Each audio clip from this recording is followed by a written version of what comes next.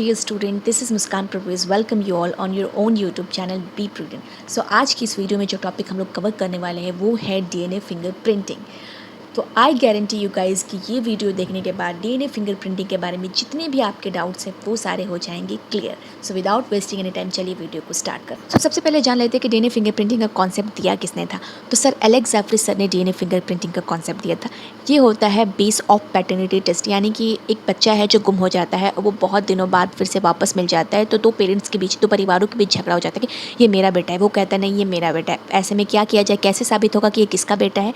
तो इसमें लोग क्या करते हैं कि डीएनए टेस्ट करवा के देख लेते. तो अब इस चैप्टर में हम लोग यही पढ़ेंगे कि डीएनए फिंगर प्रिंटिंग आखिर होता क्या है, क्या क्या प्रोसेसेस इन्वॉल्व होते हैं. तो सबसे पहले तो डीएनए को डेंसिटी ग्रेडियंट के आधार पे दो हिस्सों में डिवाइड किया गया था. एक हमारा होता है बल्क डीएनए, दूसरा हमारा होता है सैटेलाइट डीएनए.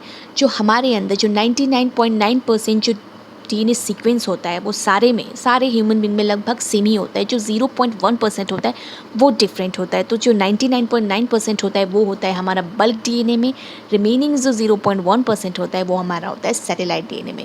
जो बल्क डीएनए होता है वो हमारा कोडिंग डीएनए होता है. कोडिंग मतलब काम का डीएनए होता है. और जो हमारा सैटेलाइट डीएनए होता है वो नॉन कोडिंग डीएनए होता है, यानी कि उसमें कुछ रेपिटेटिव सीक्वेंस होते हैं.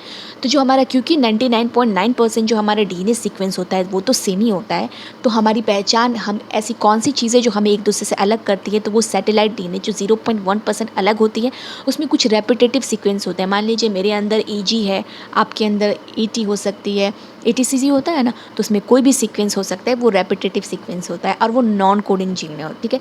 तो अब क्या होता है कि वो सेंट्रीफ्यूगेशन जब हम करवाते हैं तो दो पिक बनते हैं. एक होता है हमारा मेजर पिक का फॉर्मेशन होता है, एक हमारा माइनर पिक का फॉर्मेशन होता है. तो जो बल्क डीएनए होता है वो मेजर पिक फॉर्म करता है और जो सैटेलाइट डीएनए होता है वो क्या करता है, वो माइनर पिक फॉर्म करता है. अब हमारे सैटेलाइट डीएनए को भी दो कैटेगरी में डिवाइड किया गया है, मिनी सैटेलाइट और माइक्रो सैटेलाइट. जो लेंथ कैसे है उस पर हम लोग उसको डिवाइड करते हैं माइक्रो सैटेलाइट में और मिनी सैटेलाइट में. जो माइक्रो सैटेलाइट में जो बेस पेयर होते हैं उसमें नंबर कितना होता है, 1 से लेके 8 बेस पेयर होते हैं. ठीक है.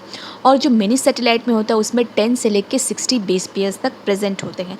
जो हमारा माइक्रो सैटेलाइट होता है वो किस प्रिंसिपल पे बेस होता है, STR, शॉर्ट टेंडम रिपीट. जबकि हमारा मिनी सैटेलाइट जो होता है VNTR, यानी कि variable number of tandem repeats. So आप लोग को, आई होप कि आप लोग को पता होगा कि टेंडम रिपीट्स क्या होते हैं. तो चलिए अब हम लोग देखते हैं डीएनए फिंगर प्रिंटिंग का प्रोसेस. सबसे पहले तो हम ब्लड सैंपल मिलेगा, उस ब्लड सैंपल में से हमको डीएनए टेस्ट करना है. तो हम सबसे पहले क्या करेंगे, तो ब्लड सैंपल में से हम डीएनए को एक्सट्रैक्ट कर लेंगे. क्या करेंगे, डीएनए को एक्सट्रैक्ट कर लेंगे, यानी कि आइसोलेट कर लेंगे.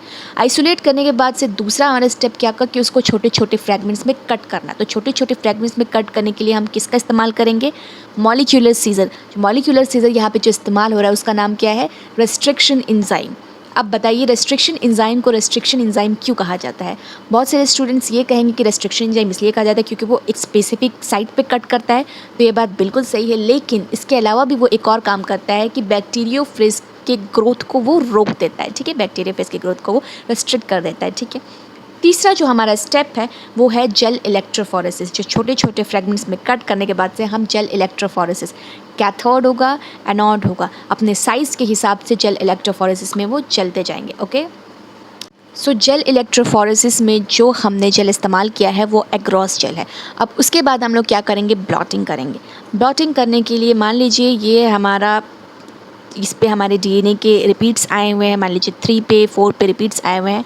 ये हमारा रहा नाइट्रोसेलुलोज का मेम्ब्रेन, ये हमारा नाइट्रोसेलुलोज मेम्ब्रेन रहा. ठीक है. इसको हम इस तरह से लगाएंगे. ठीक है. तो जो भी इसमें जो यूनिट्स थे वो इसमें अब आ जाएंगी इस पेपर पे, ब्लॉटिंग पेपर पे, लेकिन ये अभी भी विजिबल नहीं है. नेक्स्ट स्टेप जो हमारा होगा, हम प्रोब हाइब्रिडाइज करेंगे यूजिंग VNTR प्रोब का इस्तेमाल करेंगे. ठीक है. ताकि वो विजिबल हो. उसके बाद जो लास्ट स्टेप हमारा होता है वो हम ऑटो रेडियोग्राफी करेंगे. ठीक है. ऑटो रेडियोग्राफी करने के बाद हम लोग इस्तेमाल, अब देखिए बहुत सारे लोग कहेंगे कि हम इथीरियम ब्रोमाइड का इस्तेमाल करेंगे. ठीक है. तो इथीरियम ब्रोमाइड आपका बायोटेक्नोलॉजी में इस्तेमाल होता है, यहाँ पे नहीं, यहाँ पे हम ऑटो रेडियोग्राफी करेंगे. ठीक है. ये रहा डीएनए फिंगर प्रिंटिंग का डिटेल एक्सप्लेनेशन. अगर आपको कोई भी डाउट्स है तो हमारे कमेंट सेक्शन में बताइएगा, हम ज़रूर उसको रिप्लाई करने की कोशिश करेंगे. वीडियो पसंद आया तो हमारे चैनल को सब्सक्राइब कर दीजिए. And thanks for watching.